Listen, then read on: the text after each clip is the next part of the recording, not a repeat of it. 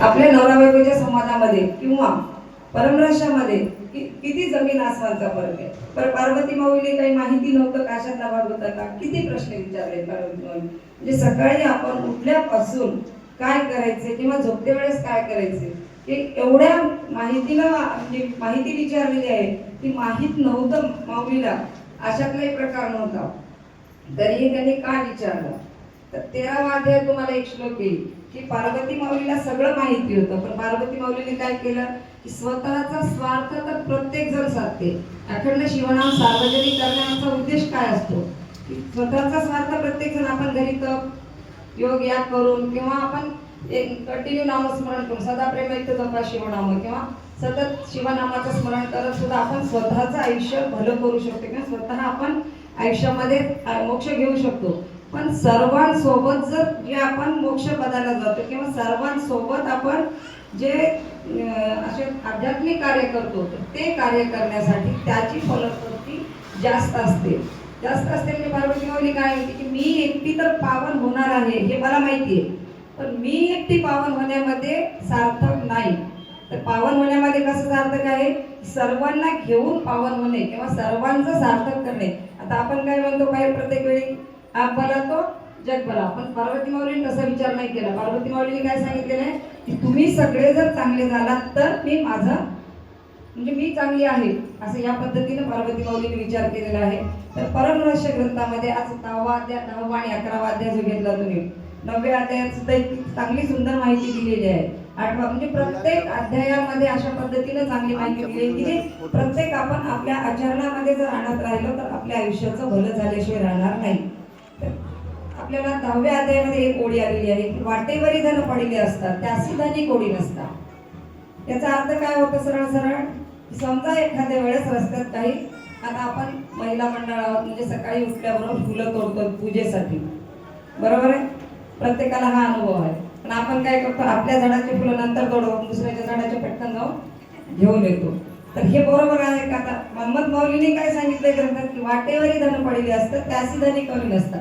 म्हणजे वाटेवर जर एखादं धन पडलेलं आहे, आता एक छोटा दृष्टांत देते तुम्हाला. आता आपण रस्त्याने चालत निघालो, रस्त्यामध्ये एक 2 मूर्त्या पडलेल्या आहेत, एक रामाची आहे आणि दुसरी रावणाची. दोन्ही मूर्त्या पितळेच्या आहेत. आता सांगितलंय मनमथ स्वामींनी की काहीच उचलायचं नाही, पण आपण काय विचार करतो, देवाची मूर्ती आहे म्हणजे आपण उचलायला पाहिजे. मग आपण पहिल्यांदा कोणती मूर्ती उचलू सांगा ना? रामाची मूर्ती उचलू. आपण अजून थोडस पुढे गेलो, पुढे गेल्यानंतर काय झालं, परत रामाची आणि रावणाची मूर्ती होती. पण महत्वाचं हे होतं की रामाची मूर्ती होती ती पितळेचीच होती आणि रावणाची जी होती ती सोन्याची होती. मग आता आपण काय उचलणार? आपण त्या ठिकाणी काय उचलणार? मूर्ती रावणाची आहे. रावण हा थोर शिवभक्त होता, तरीही आपण रावणाचं नाव कधीच घेत नाही. तर मूर्ती सोन्याची असल्यामुळे काय झालं की आपण त्या ठिकाणी रावणाला घेऊन येतो. म्हणजे वाटेवर धन पडले असतात त्यासी धनी कणी नसतात. ह्या म्हणजे मनमथ माऊलीने जे सांगितलेलं आहे त्याचा आपण वापर करतोय का? कारण संतांनी जे आपल्याला उपदेश केलेले आहेत तर ते उपदेश अशा प्रकारचे आहेत की त्या ठिकाणी काहीही जरी असेल तर त्या ठिकाणी आपण निरपेक्ष व्हायचे.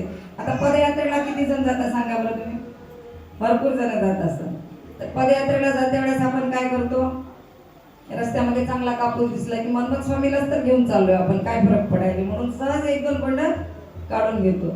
पण मनमथ स्वामीने काय सांगितले की ते तुम्ही आणू नका. रस्त्यावर काही जरी असेल तर त्या मालकाला विचारल्याशिवाय तुम्हाला हात लावण्याचा अधिकार नाही आहे त्या ठिकाणी. का नाही आहे तर ती वस्तू कोणाची आहे? शेत मालकाची. पण आपण काय करायलो, देवाला नाही होतो, काय फरक पडायले हा विचार करतो. पण हा विचार त्या ठिकाणी मनमथ माऊलीला मान्य नाहीये.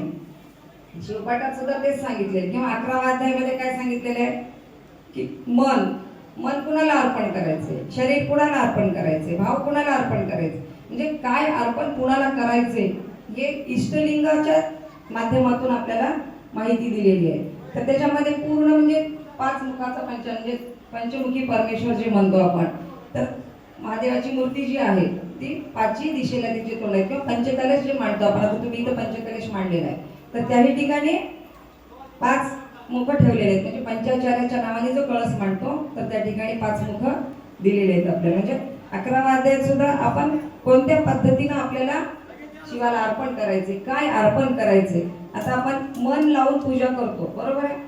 मन लावून किती जण पूजा करता सांगा बरं खरं. मन लावून पूजा किती जण करतो? जप करतो 108 माळीची एकच माळ जपायची असते. जप त्यावेळेस आपल्या गॅसवर दूध असतो, गॅसवर कुकर ठेवलेला असतो, या पद्धतीने जे करतो तर ते न करता आता सध्या संतांनी काय सांगितले, कलियुगा माझी भजन आहे सार. म्हणजे कलियुगामध्ये भजन सार काय आहे तर दुधामध्ये सार काय आहे? दुधामध्ये सार तूप आहे. शरीरामध्ये सार काय आहे? नाक आहे. म्हणजे शरीर कितीही चांगलं असेल, नाक जर नसेल तर त्या शरीराला अर्थ नाही, म्हणजे सार नाही असं म्हणतात. तर कलियुगामध्ये भजन हे आहे ते सार आहे. का आहे तर भजन करते वेळेस, आता भजन चालू होतं, मी आलं तेव्हा भजन चालू होतं, सगळे मंत्रमुग्ध झाले होते. मला वाटतं आता मनमत शिवराचं केले नवल परी, आता अभंग झाला तुमचं. तर ते अभंग म्हणते वेळेस सुद्धा प्रत्येकाने म्हणजे मंत्रमुग्ध अशा पद्धतीने झालेलं होतं की त्या ठिकाणी तुम्हाला घरची आठवण नाही, गॅसची आठवण नाही, गॅसवर काय ठेवलं याची आठवण नाही, आपल्या टाळ्या वाजून सगळे मंत्रमुग्ध झालो होतो. तर कलियुगा माझे भजन आहे सार. म्हणजे भजनाचं हे सार जे आहे महत्वाचं कलियुगामध्ये काय आहे तर मंत्रमुग्ध होणे, किंवा जे काही आपण काम करतोय ते शिवाला अर्पण करणे, किंवा शिवाला अर्पण करते वेळेस आपण त्यात सामरस्य मिळवून घेणे. म्हणजे जीव शिव आपला एक करणे. तर एक करणे कसा करणे, आपण काय करू, 1-2 मिनिटामध्ये अहमदपूरला जाऊन आप्पांचं दर्शन घेऊन येऊ. मानस पूजा आप्पांची आपण करू. कोणाकोणाला करायचे, कोणाकोणाला अहमदपूरला यायचं सांगा बरं. बसल्या ठिकाणी आपलं मन कसं आहे, मन वडा आहे उभ्या पिकात. म्हणजे 1 मिनिटामध्ये आपण कुठेही जाऊन येऊ शकतो, कुठेही जाऊन. आता इथं सगळे बसलात पण तुम्ही घरी गेलात, आलात, घरी काय काम राहिले काय नाही सगळं तुमच्या डोळ्यासमोर दिसतंय. तर या पद्धतीने आपण काय करायचं, असं न करता आपण आपल्या आप्पांची मानस पूजा अशा पद्धतीने करू. 1-2 मिनिटामध्ये आपण भक्तिस्थळाला जाऊन सगळ्यांनी डोळे मिटून बंद करून बसायचे, एकदम मांडी घालायची आणि हे बाबा या पद्धतीने हात ठेवायचे आपल्या मांडीवर. डोळे बंद करा. आपण जामगा शिवून निघालेलो आहे, भक्तिस्थळाला पोहोचलो. भक्तिस्थळाला पोहोचल्यानंतर पहिल्यांदा आपण बाहेर हौदामध्ये पाणी आहे त्याच्यानं हातपाय धुतोय. हातपाय धुतल्यानंतर समाधीजवळ जातो. समाधीजवळ जाऊन आपण साष्टांग दंडवत घालायला. साष्टांग दंडवत घातल्याबरोबर आपल्याला आप्पांची मूर्ती आपल्या डोळ्यासमोर अशा पद्धतीने दिसायली की आपण झुल्यावर बसलेत किंवा आपल्या आप्पांसोबत आपण गप्पा मारतोय. लगेच आपण काय केलं की आपल्यासोबत हार होता, हाताला बांधण्यासाठी छोट्या मोगऱ्याच्या फुलांचे हार होते, ते दोन्ही आप्पांच्या हाताला बांधलोत. आपण आप्पांच्या गळ्यात हार घातला, आप्पांचं दर्शन घेतलं. आप्पांनी कधीच आपला हार आपल्याजवळ ठेवून घेतलेला नाहीये. आप्पांनी लगेच तो हार आपल्याला काय केला, आपल्या गळ्यात घातला आणि स्मित हास्य केले. स्मित हास्य केल्याबरोबर आपल्याला काय विचारतात, कुठून आलात, कुठून आलात म्हणल्याबरोबर आपण काय करतो, कुठून आलेला आहोत काय नाही, किंवा दर्शनासाठी आलो हे आपण आप्पांना सांगतो. सर्वांनी डोळे उघडा. किती जणांना आप्पांचं दर्शन झाले सांगा 2 मिनिटामध्ये. कारण का तर आपण ही मानस पूजा जे करतो ते डेली तुम्हाला करायची आहे. कशा पद्धतीने, इष्टलिंग पूजा करते वेळेस आपलं मन स्थिर नसते किंवा करतच नाही आपण. पटकन चला पोरींना शाळेत जायचं असेल तर इष्टलिंग आहे का गळ्यात? कारण परवा एका ठिकाणी प्रवचनाला गेले होते मी आणि बसवेश्वर जयंती आत्ताच झालेली आहे. बसवेश्वर जयंती आपण भरपूर जण करतात. 100 लोक बसवेश्वर जयंतीला, त्याच्यापैकी 10 लोकांच्या गळ्यात इष्टलिंग होता. मी म्हणलं ज्यांच्या गळ्यात इष्टलिंग आहे त्यांनी इष्टलिंग टाका आणि मग बसवेश्वराचं जयंती करण्यासाठी समोर या. बऱ्याच जणांना राग आला की वर्षात त्या अशी का बोलली. त्यामुळे बसवेश्वरांनी पहिला नियम त्यांचा काय होता, अक्षरशः आपण ऐकलेलं आहे किंवा कथेत सुद्धा ऐकलो की ज्यांना बसवेश्वराकडे येऊन जर प्रसाद घ्यायचा असेल तर त्यांच्या गळ्यात इष्टलिंग कंपल्सरी होता. कारण इष्टलिंग घातल्याशिवाय त्यांनी कुणाला प्रसाद सुद्धा देत नव्हते. मग एकाने काय केलं होतं, छोटंसं वांग घेऊन गळ्यात